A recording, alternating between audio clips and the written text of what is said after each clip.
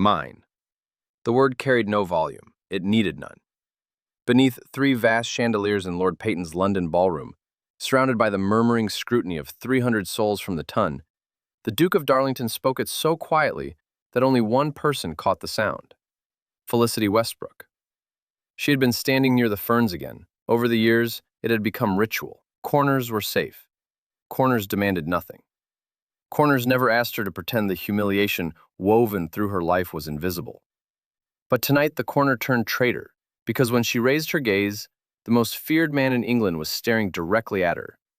Not with politeness, not with curiosity, with possession. Mine. The word seemed to reverberate inside her ribs like something lethal. The Duke of Darlington began crossing toward her. The crowd parted without thought. No one blocked his path. Marius Hargrave, 7th Duke of Darlington, never pushed people aside. They simply moved. Power carried its own gravity. Felicity's breath stalled. He was tall, taller than any man present. Broad through the shoulders in severe black evening dress, dark hair swept back with merciless precision. Candlelight caught his gray eyes and rendered them nearly silver. Cold eyes. Eyes that had destroyed men. Eyes now locked on her as though the rest of the room had dissolved. She could not make sense of it. No one ever looked at her that way. Not since she was 17. 17. The memory surfaced like a bruise pressed beneath skin. 17 years old, in an ivory wedding gown too heavy for her frame. 17 years old, walking toward a man who did not smile. Lord Godfrey Sutton, Earl of Westbrook, had waited at the altar wearing the expression of a man reviewing a contract already executed. He had been 40. Felicity remembered thinking the dress weighed more than she did. Ivory satin, seed pearls, endless lace, all chosen by her mother. No one had sought her opinion. No one had sought anything from her at all. Her father had arranged the match 3 months prior in a London study thick with tobacco and brandy. "Lord Westbrook has offered for you," her mother said that evening, folding linen with deliberate hands. "Your father has accepted." Felicity set down her book. "I have never spoken to Lord Westbrook." "You do not need to have spoken to him." Her mother did not look up. "He is an earl. He earns £12,000 a year and holds an estate in Berkshire. You are the third daughter of a baronet with no fortune." A pause. "This is not a conversation, Felicity. It is a kindness." And so she married him, because in 1845 England, a girl without money married whoever would have her. Gratitude was expected. Silence was required. The wedding breakfast took place at Westbrook Hall, a sprawling Georgian estate that smelled faintly of beeswax, old carpets, and inherited arrogance. Her husband addressed her twice. First to inform her that her seat at dinner was on his left. Second to explain that the east wing would be hers. "And you are not to enter my study without invitation." That night he came to her chamber. He was efficient, silent. Afterward he dressed and left without a word. Felicity lay awake beneath the silk canopy, listening to his footsteps fade along the corridor. This is my life now, she had thought. She was wrong. It grew worse 4 months later. Lady Adela Cartwright arrived on a Tuesday afternoon with 3 trunks and the certainty of a woman who belonged in the house. She was 32, dark-haired, beautiful, and entirely without apology. Felicity learned the truth that evening while her maid drew the brush through her hair. "Lady Cartwright has been given the Rose bedroom," Prue Hewitt said carefully. "The one beside his lordship's chambers?" Felicity stared at her own reflection. "And mine?" "The east wing, my lady." The understanding settled slowly, heavy, permanent. She was not his wife. She was his obligation, a convenient girl who allowed him to keep the woman he actually loved beneath the same roof. The ton knew, everyone knew. They watched it unfold year after year with amused politeness. At dinners, Lady Adela Cartwright hosted beside Felicity's own hearth. At balls where Godfrey escorted his mistress instead of his wife. At gatherings where laughter trailed remarks like, "How generous of Lady Westbrook to share her husband." Felicity endured it. The first year she fought. The second year she retreated. By the third, she had become a specter drifting through the east wing, while Lady Adela Cartwright commanded the household. Only Prue treated her as someone still breathing. And somewhere beyond Westbrook Hall, in ballrooms, in gardens, in the shadowed margins of society, a man had been watching for 6 years. Marius Hargrave first noticed her during her debut at Almack's.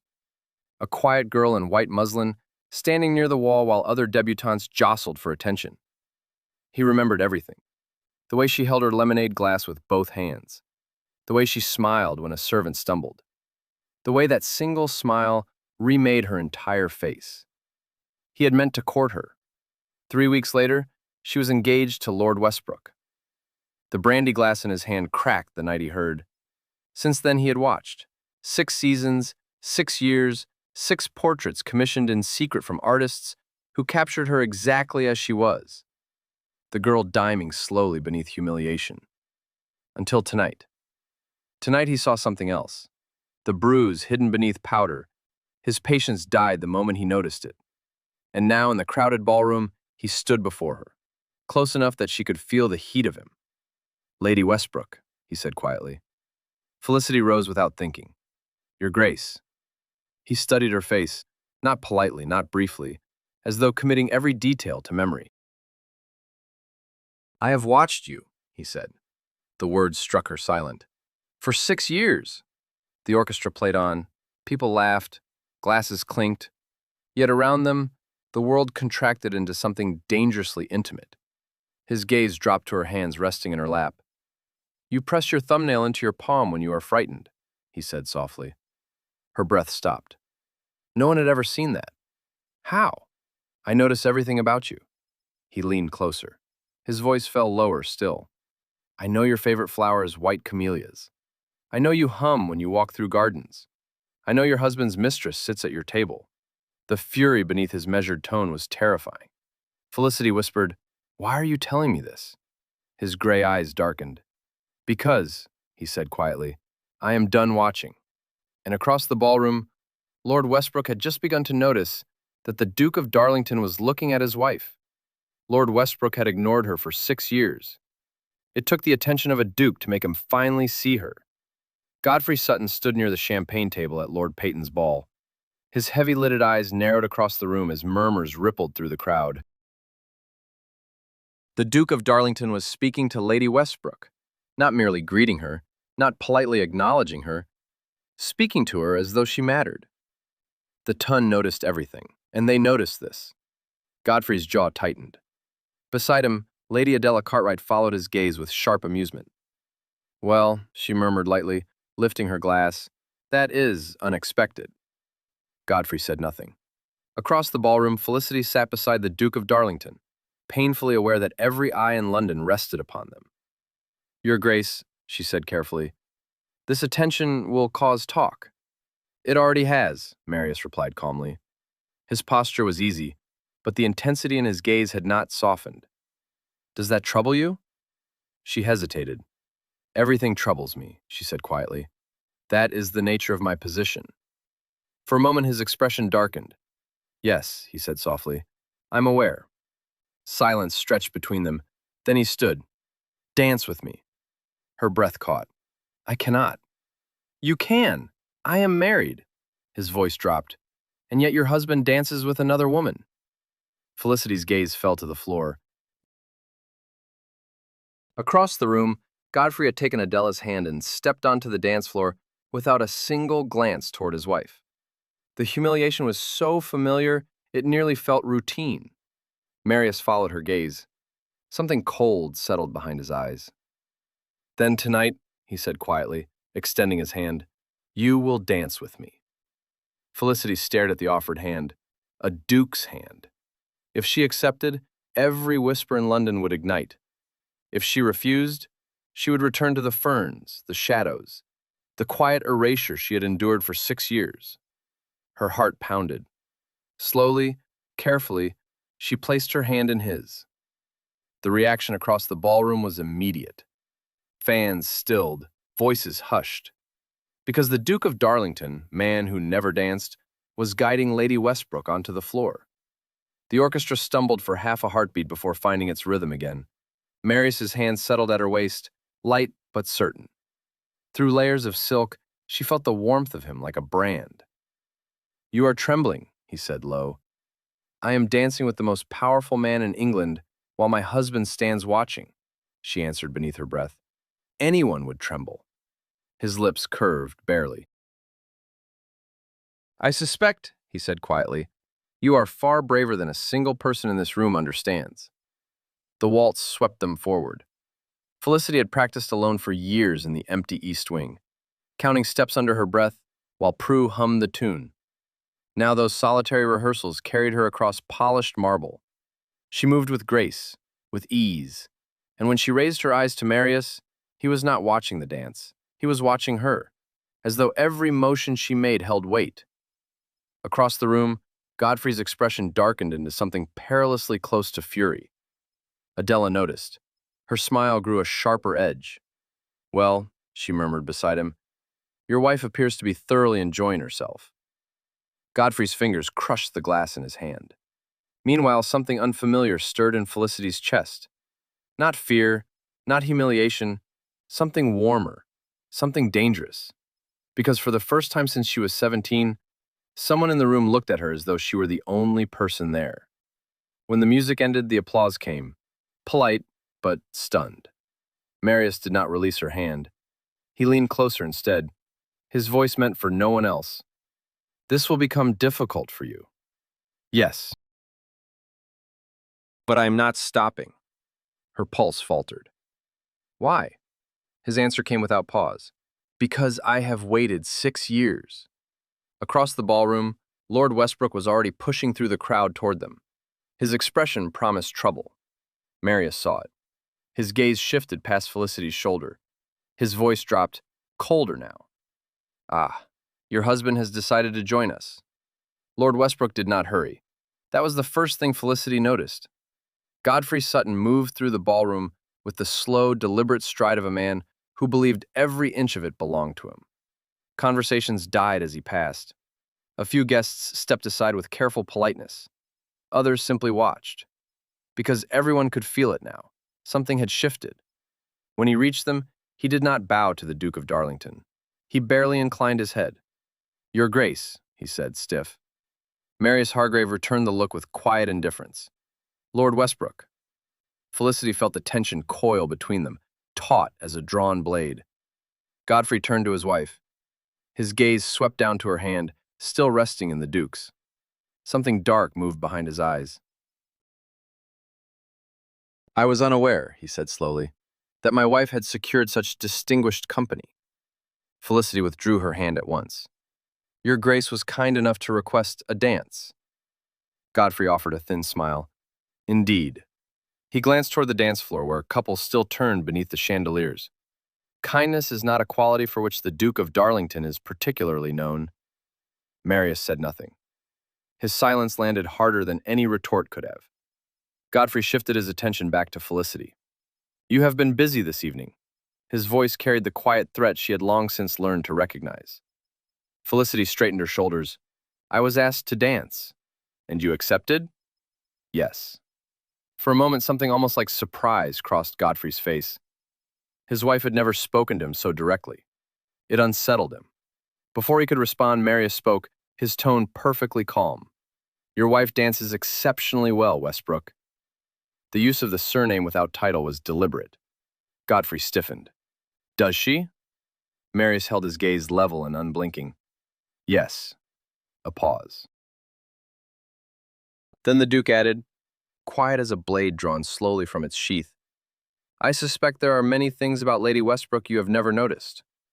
The insult landed without a single raised voice. Godfrey's jaw tightened. Felicity felt the air around them grow dangerous. The orchestra played on, but the nearest guests had stopped pretending not to listen. Godfrey leaned closer to his wife. You will return home shortly, he said beneath his breath. That will not be necessary, Marius replied, calm as stone. Godfrey's head snapped toward him. I beg your pardon? The Duke's voice remained perfectly measured. I have arranged a carriage for Lady Westbrook this evening. Felicity blinked, caught off guard. Godfrey let out a sharp laugh. You have arranged... He stopped mid-sentence. Understanding arrived like a blade drawn from its sheath. This was not politeness. This was a shield raised over another man's wife. The realization burned through him. My wife requires no assistance leaving a ball, Godfrey said, his voice dropping to frost. Marius inclined his head just slightly. No. Those gray eyes drifted across the ballroom, finding Adela Cartwright mid-laugh beside two gentlemen near the orchestra, then returned to Godfrey. I imagine, the Duke continued, barely above a murmur, Lady Westbrook spends many evenings leaving rooms unaccompanied. Godfrey's face went dark. The meaning hung naked in the air. Everyone knew. Everyone had always known. But no one had ever spoken it aloud. Until now.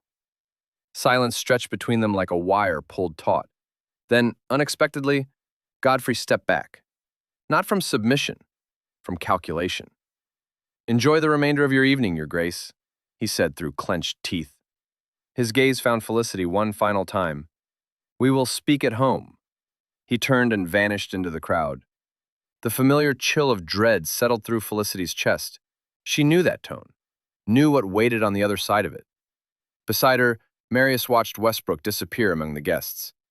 When he spoke, his voice was very quiet. "He frightens you."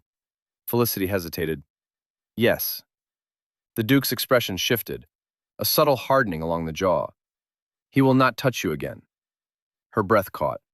"You cannot promise that." His gaze moved slowly back to her. The fury in his eyes was leashed, but unmistakable. "Yes," he said softly, "I can." Across the ballroom, Adela Cartwright had turned toward them. She was smiling, but it was not a warm smile.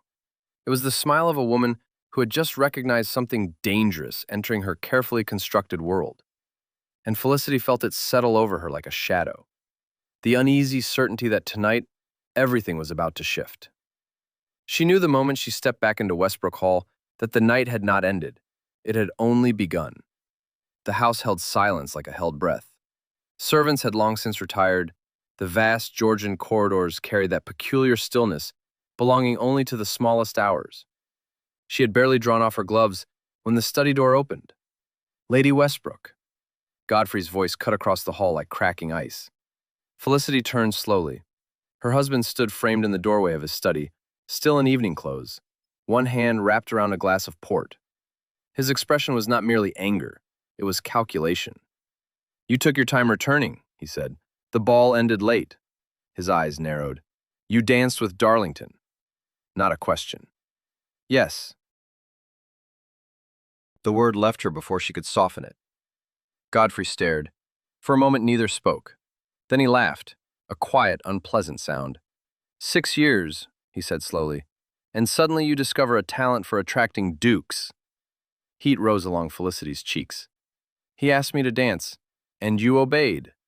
His tone sharpened like a blade turned. "You will not do so again." Felicity lifted her chin. "I cannot control who invites me to dance."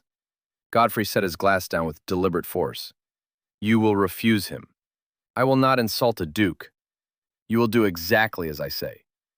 The words cracked across the room like a whip striking stone. The old instinct rose, to shrink, to apologize, to vanish into the wallpaper. But something held it back, something new. Perhaps it was the memory of gray eyes watching her across the ballroom. Perhaps it was the quiet certainty that someone, somewhere, believed she deserved more than this. "I am your wife," she said quietly. "I am not your servant." The silence that followed felt dangerous. Godfrey stepped closer. For the first time in 6 years, he studied her face properly. Not with indifference, with suspicion. "You think Darlington can protect you?" he said softly. Felicity said nothing. That silence answered for her. His hand moved before she could react. The slap echoed off the marble floor. Pain burst across her cheekbone. Felicity staggered back against the wall. The room tilted for a moment. Godfrey stood over her, breathing hard. "You will remember your place," he said. Then he turned and walked back into his study as though nothing of consequence had occurred. The door closed. Felicity remained where she was, one hand pressed against her cheek. The sting pulsed beneath her skin. A familiar humiliation threatened to rise, but it did not come. Instead, something colder took its place. Slowly, she straightened. Across the hallway, a door opened without sound. Prue Hewitt stood in the frame. The older woman took one look at Felicity's face, and something shifted behind her eyes. Not surprise, not pity. Rage. Cold, deliberate rage. "My lady," Prue said quietly, guiding her toward the sitting room. Felicity let herself be led to the chair beside the fire. Prue fetched a cloth and pressed it gently against her cheek. Neither woman spoke for a long moment. At last, Prue said softly, "He struck you again?" "Yes." Prue's mouth drew into a thin line. "That makes 2 times too many." Felicity closed her eyes briefly. "It changes nothing." "Oh, I believe it does."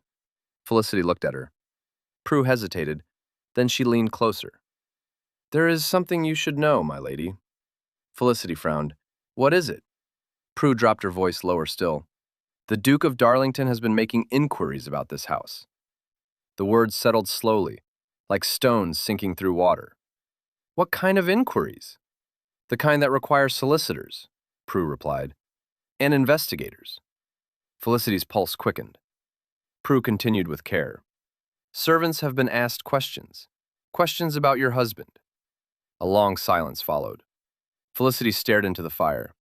6 years of humiliation moved through her mind like shadows cast by a guttering flame. Finally, she whispered, "Why would he do that?" Prue's expression softened, just barely.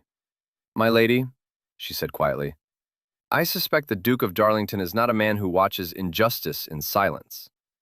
Felicity's hand drifted to her cheek without thought.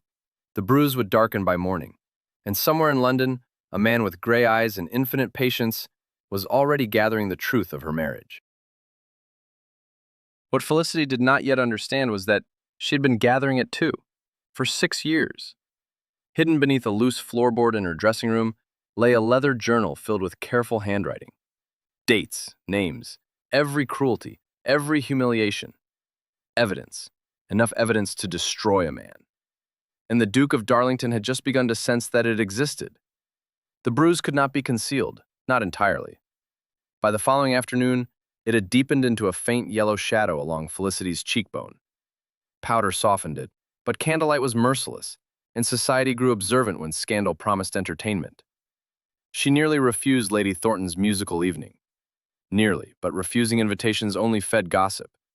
And Felicity had spent 6 years learning that silence rarely shielded a woman. So she went.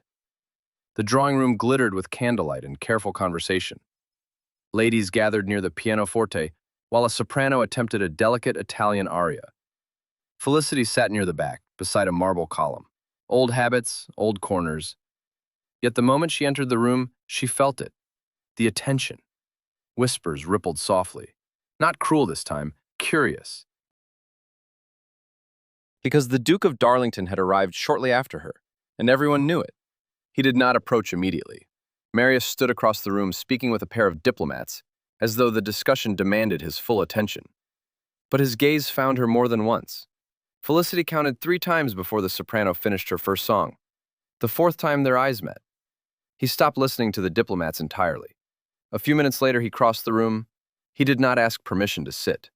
He simply took the chair beside her. "You should not be here tonight," he said quietly. Felicity blinked. "Why?" His gaze lifted slowly to her face.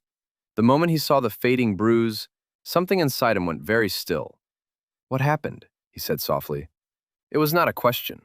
It was a demand, spoken gently. Felicity looked away. "I walked into a door." His expression did not change. "Try again." Silence stretched between them. The music resumed. Somewhere nearby, a glass clinked against porcelain. Marius did not move. He waited. Finally, Felicity said quietly, "It was my husband." The words hung in the air like something fragile and irreversible. Marius inhaled slowly. The fury that followed was so controlled, it became almost frightening. His hands tightened briefly around the back of his chair. "Did he strike you once?" he asked carefully. "Or more than once?" "Twice." The word escaped before she could catch it. His jaw tightened. The room seemed to grow colder around them. Felicity hurried to speak again. "It is nothing new." That was the wrong thing to say. Marius turned toward her fully. His voice lowered.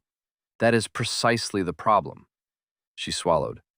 "You cannot meddle in a marriage." "I can meddle in cruelty. In England, that amounts to the same thing." His gaze softened just barely. "No," he said quietly. "It does not." Felicity studied him with care. You cannot destroy a man because he mistreats his wife. I can destroy a man for a great many reasons, Marius replied, and I happen to hold several in hand. Despite herself, she nearly smiled. Then the weight of the world pressed back. You should stop this, she whispered. Stop what? Watching me. He did not hesitate. No. Why? For the first time, something unguarded flickered behind his composed expression. Because I cannot. Her breath caught. You barely know me. I know enough. How? He paused only a moment. Then quietly, because I have loved you since you were 17. The words struck harder than the slap had. You cannot mean that. I do. 6 years? Yes. She stared at him. 6 years. 6 years of silent observation. 6 years of someone seeing what no one else had noticed. Her voice trembled. You should have said something sooner. A shadow crossed his face. You were married, and that stopped you. Yes. The answer came without hesitation. Felicity felt her chest tighten. You are an extraordinary man, she said softly. Marius shook his head once. No. His gray eyes held hers. I am simply a patient one. Across the room, someone laughed too loudly. Society continued spinning around them, but Felicity felt something shifting inside her. Something fragile, dangerous. Hope. She lowered her voice. My husband will not allow this. Marius's gaze hardened again. Your husband, he said quietly, is about to learn he does not control everything. Lord Westbrook discovered the truth sooner than expected. The whispers found him within days. At White's Club, at the gaming tables, in the careful silences that trailed his name. Men who had once laughed freely beside him now chose their words with greater care. Conversations stalled when he entered a room. A few acquaintances suddenly recalled pressing engagements and slipped away. Godfrey Sutton was not a perceptive man, but even he recognized when society began to turn. And he knew the reason. The Duke of Darlington. The name circled his mind like a threat. He returned to Westbrook Hall in a black temper that evening. Felicity sat near the window in the East Wing drawing room, a book resting in her lap, when the door swung open without warning. Stand up. She looked up slowly. Godfrey filled the doorway, his face already flushed with anger. I beg your pardon? You heard me. His voice dropped low. You will prepare to leave London.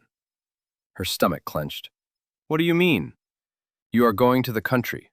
The words fell like cold water. You will remain at Westbrook Hall for the remainder of the season. Felicity rose slowly. And why? Godfrey's smile was thin as a blade. Because you have forgotten your position. She understood at once. He was removing her, taking her from London, from society, from Marius. You cannot simply send me away. I can do anything I please. His voice turned to iron. You are my wife. Felicity held his gaze. And yet you house your mistress beneath this roof. His eyes flashed. That is not your concern. It has been my concern for 6 years. The air between them thickened. Godfrey stepped closer. You have been behaving improperly. I have done nothing improper. You have encouraged the Duke of Darlington. Felicity felt something inside her steady, grow still. I have merely spoken with him. That ends now. His hand slammed against the desk beside her. You will leave London tomorrow morning. No. The word surprised even her. Godfrey froze. What did you say? I will not go. For a moment he simply stared. Then his expression darkened with a rage she had rarely seen so plainly. You will obey me. The slap came without warning. Her head snapped sideways. Pain flared across her cheek. But she did not fall this time. She did not cry. She simply turned back and looked at him. Something in that calm gaze unsettled him. For the first time in years, his wife did not look afraid. You are making a mistake, she said quietly. Godfrey laughed, harsh, short. You forget the law. Yes, Felicity replied softly. I know the law very well. The words unsettled him, though he dismissed the feeling quickly. You will be in the carriage at 6 o'clock in the morning. He turned toward the door. If you are not ready, he added coldly, I will have you carried. The door crashed shut behind him. Felicity remained still for several heartbeats, then raised her fingers to her cheek. Her pulse held steady, because the terror that had governed her existence for 6 years was finally loosening its grip. Behind her, the sitting room door eased open without a sound. Prue stepped through. One glance at Felicity's face. The older woman drew a sharp breath. "He struck you again." "Yes." Prue's mouth pressed into a hard line. "That is enough." Felicity turned to face her. "What do you mean?" Prue moved closer, her voice dropping low. "I'm sending word." "To whom?" "The Duke of Darlington." Felicity paused. Then she nodded once, because something deep in her chest already knew the same truth Marius had reached long ago. 6 years of silence had broken open. Before sunrise, the Duke of Darlington would come. He arrived at Westbrook Hall before midnight. No letter preceded him, no permission was sought. He simply appeared. The butler would later swear he had never opened a door to a man so entirely certain of his purpose. "Your Grace," the man managed, "where is Lord Westbrook?" "In the study, sir." Marius Hargrave moved past him without another word. He knew this house. 6 years of quiet observation had ensured that. The study door swung open hard. Godfrey Sutton glanced up from his desk, startled. Across the room,